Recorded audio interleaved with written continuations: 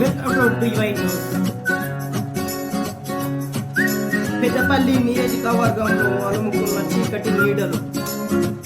పెద్దపల్లి నియోజకవర్గంలో జరుగుతున్న రాజకీయ నిలుదోడి.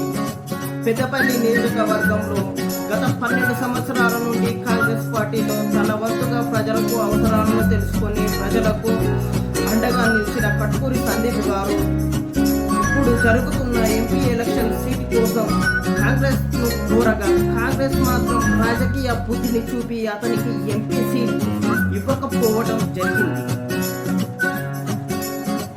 కట్కూరి సందీప్ గారు ఏమాత్రం నిరాశ చెందకుండా స్వతంత్ర అభ్యర్థిగా పోటీ చేసి గత కొన్ని సంవత్సరాలుగా ఇతనిపై రాజకీయ అక్రమ కేసులు కూడా నమోదు చేసింది. ఇక కేసు వివరాలలో వెళ్తే కట్కూరి సందీప్ గారిపై ఉన్న కేసు వివరాలు: 1. Criminal case FIR number 130/2019. Police station Peddapalli FIR number 173/2022. B case number CC number 305/2029.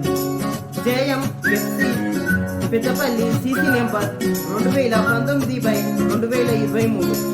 JMFC Peddapalli C section R act course U section 341, 354, B 326-324-506 RWB 34 IPC U section 448, B RBW 34 IPCD ప్రభా description of offence number 21/4/2019. సమయం 8 గంటలు. Vidyanagar Peddapalli. Number 01/06/2022. సమయం 3:30. Occupancy A1 Katkuri Sandeep గారు.